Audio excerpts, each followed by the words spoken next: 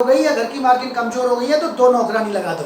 जब तक नौकरानी है तब तक काम है, नौकरानी हटते ही काम खत्म हो जाएगा और पहले जितना भी काम नहीं कर पाएंगी वो।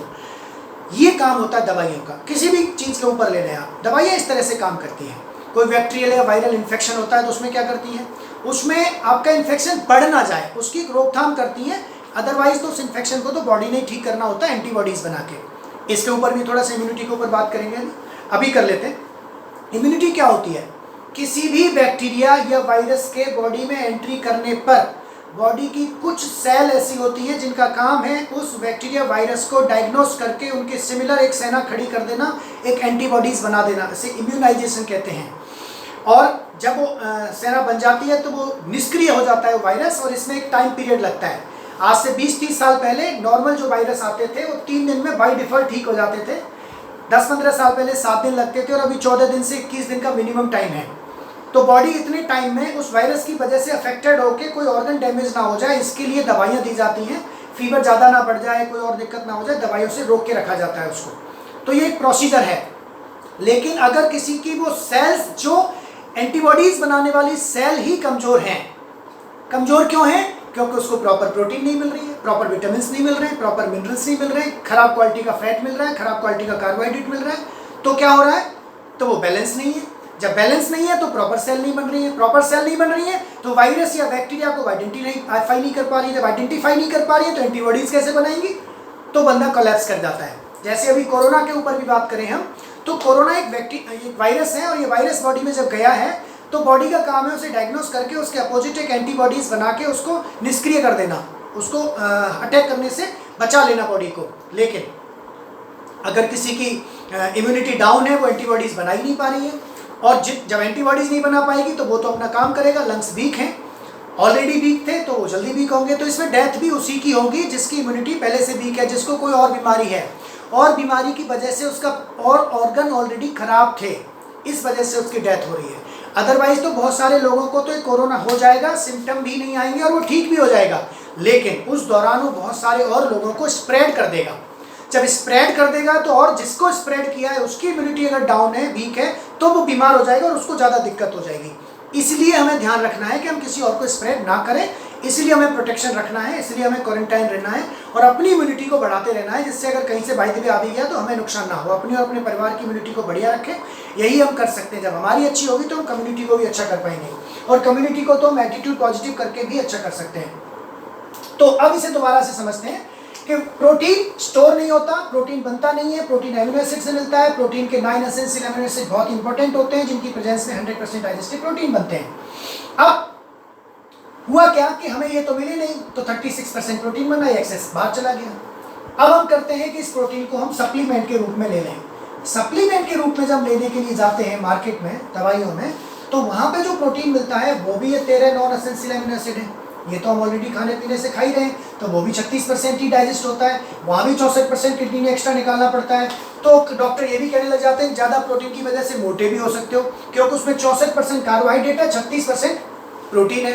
तो ओबेसिटी भी आ सकती है, डायबिटिक पेशेंट नहीं ले सकता, बहुत सारी प्रॉब्लम्स वहाँ पे हो सकती हैं।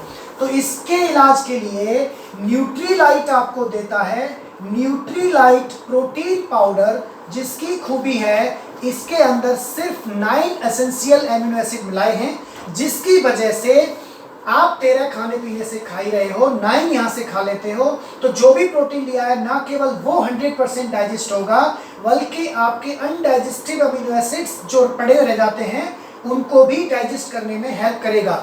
तो 100% डाइजेस्टिव प्रोटीन्स बन जाएंगे। तो इसकी वजह से इसकी गुणवत्ता हो जाती है टॉप। दूसरी चीज़, इसकी क्वांटिटी की बात करूं तो 80% कंसंट्रेटेड प्रोटीन इसमें है, आइसोलेटेड प्रोटीन होता है। 80% की वजह से क्या होता है, हाई क्वालिटी बन जाता है। कैसे? आपने 10 ग्राम अगर प्रोटीन खाया तो 8 ग्राम प्रोटीन है, और मार्केट में जो टॉप है 2011 तक जो इंडिया टॉप चलता था, नंबर 1 प्रोटीन एक्स फाइजर एक कंपनी थी, उसका आता था, जिसमें 10 ग्राम में 3.2 ग्राम प्रोटीन होता है। तो इसमें कार्बोहाइड्रेट नहीं है, फैट नहीं है, ग्लूकोज नहीं है, प्रिजर्वेटिव नहीं है, कलर्स नहीं है। इसके अंदर ये सारी चीज़ें हैं, कार्बोहाइड्रेट है, फैट है, ग्लूकोज बाई डिफॉल्ट बन जाता है, उससे एक्स्ट्रा ग्लूकोज बनता है, एंड प्रिजर्वेटिव है, कलर्स हैं, टेस्ट हैं। इसकी वजह से इसकी क्वालिटी भी हाईली रहती है, और ये सिर्फ 36% ही डाइजेस्ट होता है। तो अगर 10 ग्राम खाया तो 3 ग्राम आपको मिला, और 3 ग्राम का 36% करीब 1 ग्राम आपकी बॉडी को पहुंचा। चाहिए कितना? 1 ग्राम पर केजी बॉडी वेट हमको प्रोटीन चाहिए होता है एडल्ट को, प्रेग्नेंट लेडीज और दूध पिलाने वाली माँ को 1.5 ग्राम, स्पोर्ट्समैन को 1.75 ग्राम तक। ऑन एन एवरेज 60 से 70 ग्राम प्रोटीन सबको चाहिए ही चाहिए। और हम जो खाना पीना खाते हैं, अगर उससे हम टोटल प्रोटीन्स लगाएं, एवरेज फैमिली का अगर प्रोटीन लगाऊं तो 30 ग्राम प्रोटीन ही हम खा पाते हैं वेजिटेरियन लोग। नॉन वेजिटेरियन लोग 40 ग्राम तक खा लेते होंगे जब रोज खाते हैं तो डेली हमें 30-40 ग्राम की डेफिशिएंसी आ रही है। और ये जो 30 ग्राम हम खा रहे हैं वो भी डाइजेस्ट होकर और उल्टा कम रह जा रहा है। ये हमने अगर सिर्फ 10 से 15 ग्राम भी ऐड कर दिया अपनी डाइट में, तो ये जो पूरा डाइजेस्ट नहीं हो रहा था पूरा डाइजेस्ट होगा, और ये 30 से बढ़ के 40-50 ग्राम तक पहुंच गई क्वांटिटी, क्वालिटी पूरी हो गई। तो जस्ट 1.5 गुना नहीं बल्कि डबल प्रोटीन आपकी बॉडी को मिल गया, पूरा का पूरा डाइजेस्ट हो गया। और आप हाई क्वालिटी प्रोटीन खाने की वजह से आपके जो ऑर्गन्स जिन नए सेल्स की वजह से बन नहीं पा रहे थे वो ऑर्गन प्रॉपर बनना स्टार्ट हो जाएंगे, क्योंकि प्रोटीन सेल मेम्ब्रेन बनाती है। प्रोटीन की कमी से, अगर प्रोटीन प्रॉपर नहीं है तो नई सेल हेल्दी बनेगी ही नहीं। सबसे मूलभूत जो काम है, इस दीवार में ईंट का जो काम है वो प्रोटीन करती है। सेल की जो मेम्ब्रेन है जिसके दम पे वो सेल बनती है वो प्रोटीन ही बनाती है, और प्रोटीन की क्वालिटी और क्वांटिटी डिसाइड करेगी कि वो सेल कितनी हेल्दी बनेगी, और हेल्दी सेल डिसाइड करेगी वो टिश्यू कितने हेल्दी होंगे, वो ऑर्गन कितना हेल्दी होगा, और एक हेल्दी सेल डिसाइड करेगी कि आप आने वाले बैक्टीरिया वायरस के प्रति कितना डिफेंस दे पाएंगे, कितनी जल्दी एंटीबॉडीज बना पाएंगे। तो प्रोटीन एक बहुत ही इंपॉर्टेंट एलिमेंट है। अगर ये फिल कर दिया तो आपकी बॉडी बाय डिफॉल्ट फिट हो जाएगी। तो अगर आपने अपने परिवार की और अपनी इम्यूनिटी अच्छी रखनी है तो आज से अपनी डाइट में एक अच्छी क्वालिटी का अमीनो एसिड प्रोटीन्स आप अपनी डाइट में जरूर ऐड करें, जिससे आप अपनी इम्यूनिटी अच्छी रख सकते हैं और अपनी बॉडी की, फिजिकल बॉडी की पूरी संरचना को मजबूत बना सकें। दूसरे नंबर पर आता है फैट और कार्बोहाइड्रेट। ये फैट और कार्बोहाइड्रेट का बेसिकली ज़्यादा डिटेल बात नहीं करेंगे आज, विटामिन मिनरल्स का थोड़ी बात करेंगे। फैट के ऊपर देखें तो फैट 2 तरह का आपने फैट सुना होगा, एक होता है खराब फैट, एक होता है अच्छा फैट। इसमें 2 चीज़ें जान लीजिए बस, खराब फैट और अच्छा फैट। खराब फैट का मतलब क्या है? ऐसा फैट जो बहुत बारीक लिपोप्रोटीन्स में बदल जाता है, जो चिपक जाता है, जो धमनियों के अंदर ब्लड को फ्लो नहीं होने देता, जो आपके हार्ट, आपके ऑर्गन्स के चारों तरफ आ जाता है, जो ऑर्गन्स को भी अपना काम प्रॉपर नहीं करने देता, वो खराब फैट है। हर वो फैट मोस्टली जो जम जाता है वो खराब की श्रेणी में आता है मोस्टली। अब इसके ऊपर कई सारी अलग अलग रिसर्च भी आई हैं, लेकिन एक रिसर्च ये कहती है कि ज़्यादातर खराब फैट जो जमे हुए फैट है वो खराब फैट होते हैं। अब खराब और अच्छे की तुलना कैसे करें? हम उसमें नहीं जाएंगे कौन सा खराब है और कौन सा अच्छा है, हम इस बैलेंस पे जाएंगे कि एक अनुपात होता है फैट का बॉडी में 1:5:10। ये LDL और HDL का एक अनुपात है। HDL एंड LDL ये क्या होते हैं? High density lipoproteins. लिपोप्रोटीन्स मतलब lipid and proteins, and low density lipoproteins. अगर आप 1 भाग HDL का खाते हैं तो आप 5 से 10 भाग LDL के खा सकते हैं। तो ये खराब कब होता है? जब इसकी मात्रा बढ़ जाती है और इसकी मात्रा कम हो जाती है तो ये खराब हो जाता है। तो आपको खराब और अच्छे के चक्कर में ना पड़ के बैलेंस के चक्कर में पड़ना है। आज की डेट में हम खा रहे हैं 1:100, 80:100, यानी 100 भाग खाते हैं हम LDL के, तब 1 भाग खा पाते हैं HDL का। इसका पर्पज क्या होता है? LDL होता है बहुत बारीक लो डेंसिटी लिपोप्रोटीन्स, जो लो खराब कोलेस्ट्रॉल जिसे कहते हैं, जो आर्टरीज के अंदर, धमनियों के अंदर जो चिपक जाता है साइड में, और एक ब्लड फ्लो करने के लिए जितनी जगह चाहिए थी वो जगह ना मिल पाती है, और वो जगह कम होने की वजह से ब्लड फ्लो भी प्रॉपर नहीं होता, उसकी वजह से ब्लड प्रेशर और बहुत सारी और प्रॉब्लम्स हो सकती हैं। तो 2 काम करने होंगे आपने। एक तो LDL जो खा रहे हैं वो थोड़ा कम करिए, आप ऑयल कम कर दीजिए। आप जो सब्जियों में ऑयल जो डाल दें, बहुत ज़्यादा ऑयल और ऑयली चीज़ें खाते हैं वो कम कर दीजिए, और एक HDL बढ़ा दीजिए। अगर आपकी बॉडी में HDL की क्वांटिटी पूरी है तो आपको हार्ट अटैक कभी नहीं होगा। तो HDL के ऊपर अगर मैं सिंपल सी बात करूँगा कि ओमेगा-3 एक कैप्सूल आता है। ओमेगा-3 का रोल क्या है इसमें? HDL होता है, EPA और DHA में कन्वर्ट होता है, और EPA और DHA में कन्वर्ट होकर क्या करता है? ब्रेन फंक्शंस को इम्प्रूव करता है। DHA और EPA आपके सेंट्रल नर्वस सिस्टम को गवर्न करता है, हार्मोन्स को बैलेंस करता है, कोई भी सॉफ्ट टिश्यू हो उसको बैलेंस करता है, बॉडी के इंटरनल स्वेलिंग को कंट्रोल करता है, एंड बॉडी के हर ऑर्गन पे अपना काम करता है। तो अगर आपने HDL का एक कैप्सूल भी ऐड कर दिया तो 1 ml आपने बॉडी में डाल दिया एक्स्ट्रा। तो अगर आप अनुमान लगाएं हम, तो एक घर में अगर 4 लोग हैं और 4 kg ऑयल और घी मिला के खर्च होता है उस घर के अंदर, तो एक पर्सन की डाइट में 1 लीटर यानी 1000 ml उसकी डाइट में चला गया। 1000 ml 30 दिन में, तो एक दिन में आएगा करीब 30 ml। 30 ml के आसपास उसने मार्केट का खा लिया।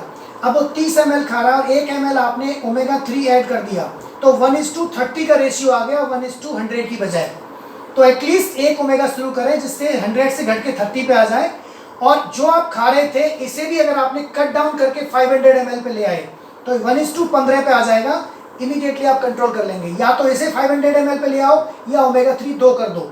अगर ओमेगा 3 2 कर देते हैं तो भी 1:15 पे आ जाते हैं। और अगर ओमेगा 3 2 है और इससे आपने 500 ml कर दिया है तो 1:7 आ जाएगा, जो 100% ऑप्टिमाइज है। यानी उससे बढ़िया फिर कुछ नहीं हो सकता। हार्ट प्रोटेक्ट हो गया, ब्रेन प्रोटेक्ट हो गया, अल्जाइमर नहीं होगा, पार्किंसंस नहीं होंगे, सॉफ्ट टिश्यू स्वेलिंग नहीं होगी, और लेडीज रिलेटेड कोई चैलेंज है तो वो भी नहीं होंगे। तो ओमेगा 3 एक ऐसा वरदान है इस पृथ्वी पर। अभी तक 3 जो टॉप के इन्वेंशन हुए मेडिकल साइंस में, पहला इन्वेंशन हुआ था पेनिसिलिन के नाम से। पेनिसिलिन जब बना द्वितीय विश्व युद्ध के टाइम पे, जब लोग सड़ के मरते थे, ठीक ही नहीं होते थे, तो एक आविष्कार हुआ पेनिसिलिन का, जिसके बाद एंटीबायोटिक वर्ड बना। जितनी एंटीबायोटिक्स आते हैं उसके बाद ही आए, और जिसने लोगों को हील करना स्टार्ट किया, ठीक करना स्टार्ट किया, अंदर जाके जो टिश्यूज और जो ठीक नहीं होते थे उनको ठीक करना स्टार्ट किया, सुखाना शुरू किया चीज़ों का। अब तक का सबसे बड़े इन्वेंशंस में से एक माना जाता है। दूसरा एस्प्रिन, जो डिस्प्रिन एक गोली खाते हैं हम, आज भी ब्लड को पतला करने की एक ही मेडिसिन है, इकोस्प्रिन या एस्प्रिन, जो लोग खाते हैं। और तीसरे नंबर का अगर कोई इन्वेंशन है तो वो है ओमेगा 3। पहले और दूसरे जो इन्वेंशन है वो चीज़ों को रोक रहे हैं, और दूसरा जो ओमेगा 3 है वो अपने आप में एक वरदान है जो प्रोवाइड कर रहा है, चीज़ों को ठीक कर रहा है, होल बॉडी पर जाके काम कर रहा है। तो दुनिया के टॉप 3 इन्वेंशंस में से एक इन्वेंशन है ओमेगा 3, जो आपके फैट को बैलेंस करेगा। तो प्रोटीन बैलेंस किया आपने, ओमेगा बैलेंस किया, फैट बैलेंस किया, एंड तीसरा है कार्बोहाइड्रेट। अब कार्बोहाइड्रेट को बैलेंस करने के लिए क्या करना होगा? कार्बोहाइड्रेट के लिए बैलेंस तो ऐसे कर सकते हैं आप, बिना केमिकल के गेहूं होने चाहिए आपके घर में, बिना केमिकल के चावल होने चाहिए, घर में पिसे होने चाहिए, ताज़ा पिसे हुए खाओ, मोटा अनाज होना चाहिए, तो आपको बॉडी को प्रॉपर कार्बोहाइड्रेट मिल जाएगा, और एक लिमिटेड क्वांटिटी में खाओ। लेकिन वो बैलेंस नहीं होता है, तो इसको बैलेंस करने के लिए अगर आप जितना कर सकते हो उतना बैलेंस करें। अगर नहीं कर पा रहे हैं तो इसमें फाइबर ऐड कर लें। अगर फाइबर ऐड कर लेंगे तो एक बैलेंस कार्बोहाइड्रेट हो जाएगा। तो एक प्रोटीन, ओमेगा और कार्बोहाइड्रेट, 3 चीज़ें बैलेंस हो जाती हैं। अब बात करते हैं विटामिन एंड मिनरल्स की। ये जितना ये है तो मैक्रो और ये माइक्रो है, लेकिन ये उतना ही इंपॉर्टेंट है जितने ये इंपॉर्टेंट है। इसमें बहुत सारे विटामिन मिनरल्स होते हैं। मैं कुछ की बात करूंगा आज हम आयरन की बात करेंगे, आज हम कैल्शियम की बात करेंगे, और आज हम vitamin C and vitamin E, antioxidant की बात करेंगे, ए एंड सेलेनियम, कुछ मिनरल्स विटामिन्स की बात करेंगे। तो इनसे ही सब कुछ समझ में आ जाएगा। आयरन की बात करते हैं। आपने एक वर्ड सुना होगा हीमोग्लोबिन। हीमोग्लोबिन वर्ड 2 चीज़ों से मिलकर बना है। हीम कहते हैं आयरन को और ग्लोबिन कहते हैं प्रोटीन को। तो प्रोटीन की बात मैंने कर ली, अब आयरन की बात कर लेते हैं। दोनों की बात करके आप हीमोग्लोबिन की बात समझ जाएंगे। आयरन बेसिकली करता क्या है, सबसे पहले हमें समझना जरूरी है कि आयरन करता क्या है। बॉडी में 3 से 4 ग्राम आयरन मिलता है टोटल बॉडी के अंदर, हीमोग्लोबिन के रूप में, बोन मेरो के रूप में, टिश्यूज में, ऑर्गन्स में, इन सारी जगहों पे मिला के 3 से 4 ग्राम आयरन होता है बॉडी में। पसीने में, आंसू में, नहाने में, इन सब में 1 से 2 mg मिलीग्राम आयरन निकल जाता है बॉडी का बाहर, जो हमें daily RDA recommended daily allowance के रूप में लेना होता है, जो हमें खाने पीने से मिलेगा। अब सवाल यह है कि आयरन मिलता किन किन चीज़ों से है? हरी पत्तेदार सब्जियों से जो कच्ची खाई गई हो। सब्जी बना के खाते हो तो उससे वो बेकार हो जाता है, धूप में डाल दिया तो बेकार हो जाता है। आयरन जितना धातु के रूप में मजबूत है उतना ही वो सब्जियों में जब मिलता है तो उतना फ्रेजाइल है। अगर आपने पालक को तोड़ा और धूप में रख दिया तो ख़त्म हो गया। हम क्या करते हैं, पालक टूटता है, मंडी जाता है, फिर घर में आता है, फिर फ्रिज में जाता है, फिर कुकर में जाता है, वो सारा आयरन ख़त्म हो जाता है। हम खुद क्लोरोफिल खाते हैं, हम कुछ नहीं खा रहे होते हैं। तो आयरन बेसिकली हम खा ही नहीं रहे होते हैं, इसीलिए 98% लोग एनीमिक है आयरन को लेके। स्पेशली लेडी की बॉडी में क्या होता है, ये 1 से 2 mg आयरन लेडी को भी चाहिए, लेकिन उन्हें 10 to 15 mg iron per day at least 4 days extra चाहिए होता है हर महीने। इसकी वजह से इनकी रिक्वायरमेंट बढ़ जाती है और लेडीज़ की बॉडी एब्जॉर्ब थोड़ा सा कम करती है, तो उनको एक्स्ट्रा आयरन की ज़रूरत पड़ती है। आयरन करता क्या है बॉडी में? Iron is a carrier of oxygen. Iron oxygen को अपने ऊपर लोड करता है और पूरी बॉडी में सप्लाई करता है। क्या होता है सप्लाई से? ऑक्सीजन पूरी बॉडी में जा रही होती है तो वहाँ पे ग्लूकोज बर्न होता है और ग्लूकोज के बर्न होने से एनर्जी प्रोड्यूस होती है।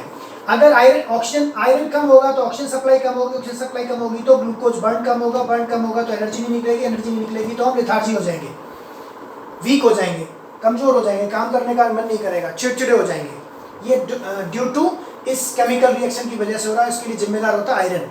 तो आपको आयरन जरूर लेना चाहिए। और आयरन कहाँ से मिल सकता है? नॉर्मल सब लोगों को पता है, हरी पत्तेदार सब्जियां खाएं, कच्ची खाने की कोशिश करें, लेकिन कच्ची खाने से एमिबाइसिस और इन सब का डर रहता है, कई सारे ऑर्डर होते हैं। तो इसकी पूर्ति करने के लिए न्यूट्रीलाइट ने एसोरोला चेरी और चेरी से बनाए हुआ आयरन दिया हुआ है, बल्कि 3 अलग चीज़ों से बनाए हुए आयरन है आज तो हमारे पास, जो तीनों के तीनों नेचुरल सोर्स हैं। मार्केट से अगर आप आयरन खाते हैं तो 10 रुपये की गोली आती है फीफल जेट, उस गोली को अगर आप मैग्नेट से लगाएंगे तो चिपक जाएगी। मेरे पास शायद अभी वॉश बेसिन पे कैप्सूल पड़ा होगा, मैग्नेट लेकर आऊँगा, मैं दिखा भी देता हूँ आपको। अगर आप मैग्नेट से लगाएंगे तो वो चिपक जाएगी, तो इसका मतलब उसके अंदर कुछ मेटल होता है और वो मेटल जब बॉडी में जाएगा तो इंटेस्टाइन, लिवर एंड किडनी सबको नुकसान पहुंचाएगा।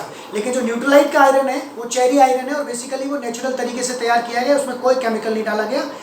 जैसे सारे सब्जियों से और ऑर्गेनिक तरीके से तैयार की गई सब्जियां हैं, और उन सब्जियों से जब निकालते हैं तो उसका पानी, फाइबर और प्रोडक्ट तीनों अलग कर देते हैं 1 घंटे के अंदर, जिससे उसके न्यूट्रिशन वैल्यू कम नहीं होती है और उसके अंदर कोई केमिकल नहीं मिलाया गया है।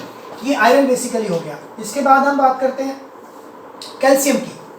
कैल्शियम बेसिकली क्या होता है? ये मान लीजिए हड्डी का एक चित्रण किया जाए तो इसमें जो डिपॉजिट होता है और इस हड्डी की सघनता जो दिखाएगी वो कैल्शियम बनाएगा। अगर किसी वजह से कैल्शियम आउट हो गया, मान लीजिए 50 साल के आदमी की अगर बॉडी का मैं चित्रण बनाऊं तो उसमें कैल्शियम ऐसे मिलेगा, कहीं है कहीं नहीं है, ऐसे मिलेगा। तो ये अच्छी हड्डी है, खराब हड्डी है। इस कैल्शियम को यहाँ पे स्टोर करने का काम मैग्नीशियम का है एंड विटामिन डी का है। सवाल क्या आता है, जब कैल्शियम कम होता है तो हम कैल्शियम तो खिला देते हैं, आप कितना ज़्यादा कैल्शियम खा रहे हैं इससे ज़्यादा फर्क नहीं पड़ता। फर्क पड़ता है आप कैल्शियम कितना स्टोर कर पा रहे हैं बॉडी के हड्डियों के अंदर, और वो डिसाइड होगा मैग्नीशियम और विटामिन डी के ऊपर। तो मैग्नीशियम, विटामिन डी और कैल्शियम तीनों चीज़ों का जब एक साथ देते हैं तो वो कैल्शियम डिपॉजिट हो पाता है, तो वो रुक पाता है। और इसको पूरा करता है न्यूट्रीलाइट कैलमैक डी, जिसके अंदर तीनों चीज़ें हैं जो कैल्शियम की पूर्ति भी करते हैं, स्टोर करने में भी हेल्प करते हैं और उसको हड्डियों की सघनता को बनाए भी रखते हैं। That is the process. अब एक और एंटीऑक्सीडेंट एक वर्ड सुना है आपने। एंटीऑक्सीडेंट का मतलब क्या होता है? इट इज सो सिंपल, इसे ज़्यादा टिपिकल नहीं करेंगे, समझने की कोशिश करते हैं।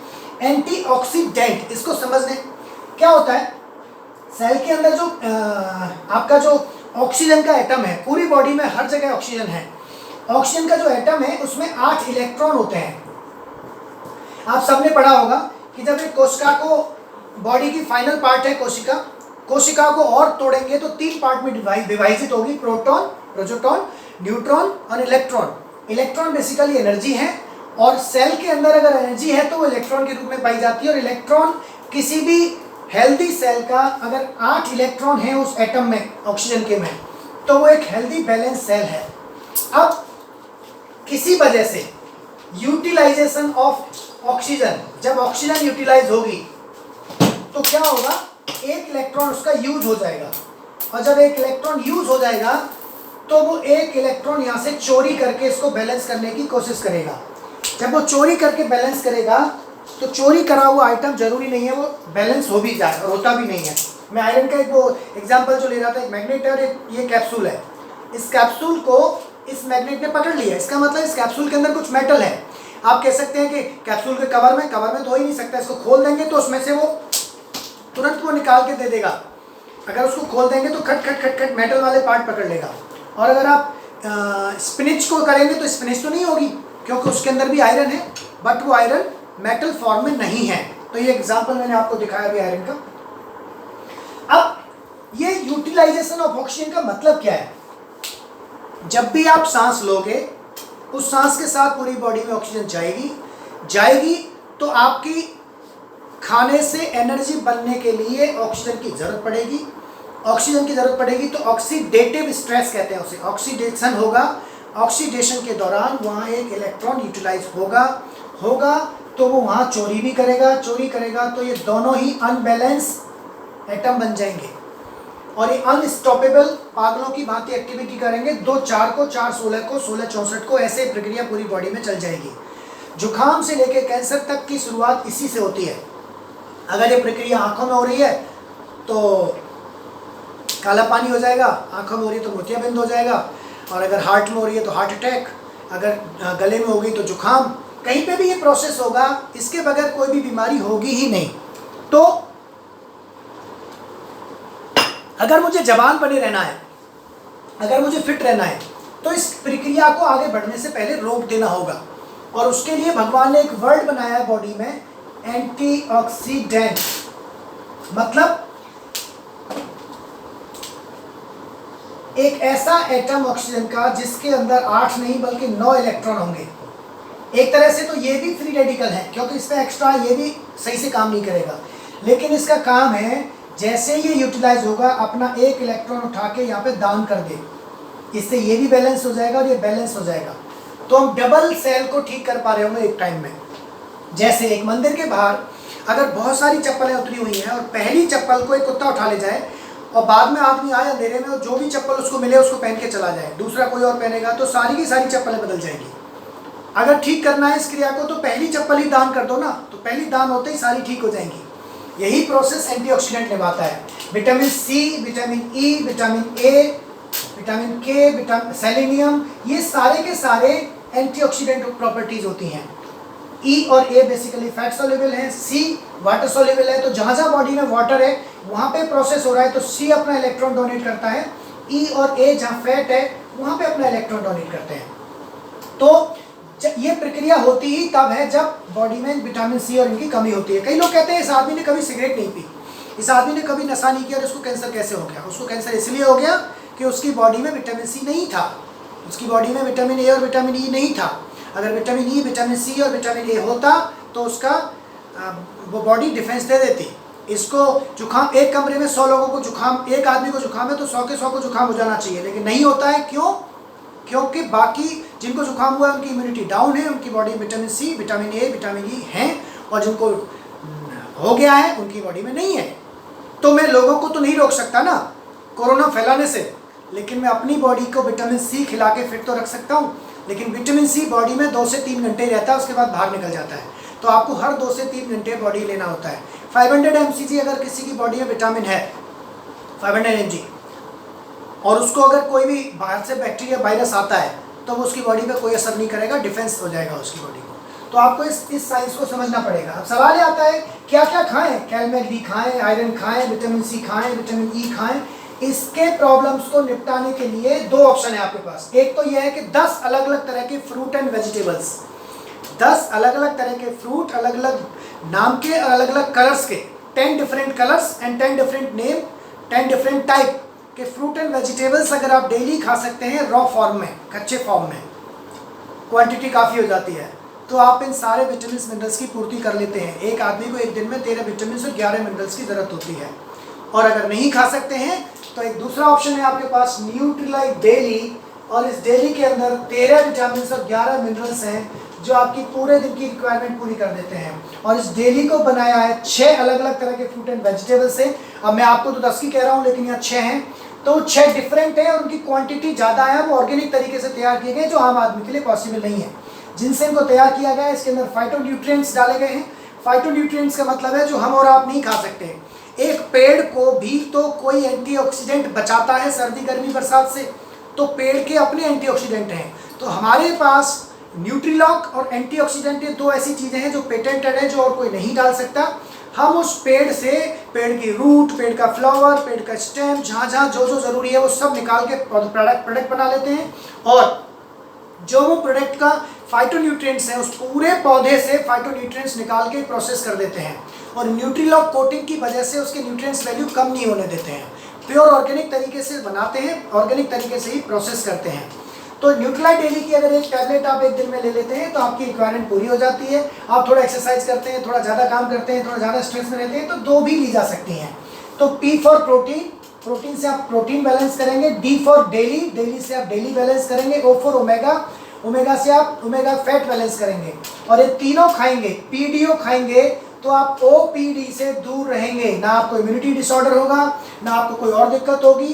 पीडीओ खाओ, ओपीडी से दूर रहो और अपनी पीढ़ियों को आज़ाद कर लो। अगर आप इस इंडस्ट्री में बिजनेस भी करते हैं तो फाइबर ऐड कर दिया तो आपने अपना कार्बोहाइड्रेट भी बैलेंस कर दिया। तो ये 3 चीज़ें ऐसी हैं जो आपकी इम्यूनिटी को बैलेंस रखती हैं। अगर एक्सेसिव डोज चाहिए आपको तो vitamin C, vitamin E, vitamin and calcium, magnesium, iron, ये सब अलग अलग हैं। आयरन के एब्जॉर्प्शन को बढ़ा देता है विटामिन सी, अगर आप विटामिन सी एक्स्ट्रा दे देते हैं। तो इस टाइम पे अगर आपने अपने घर की बॉडी को फिट रखना है, इम्यूनिटी को अच्छा रखना है, तो प्रोटीन डेली ओमेगा जरूर लें। साथ में ट्रिपल गार्ड एग्नेसिया एक तीनों तरह से बॉडी को, रेस्पिरेटरी सिस्टम को स्ट्रॉन्ग करता है। वसाका हमारी बॉडी को स्ट्रॉन्ग रेस्पिरेटरी सिस्टम के लिए। आजकल क्वेश्चन आ सकता है, आप लोग क्वेश्चन पूछ भी सकते हैं मेरे से अभी।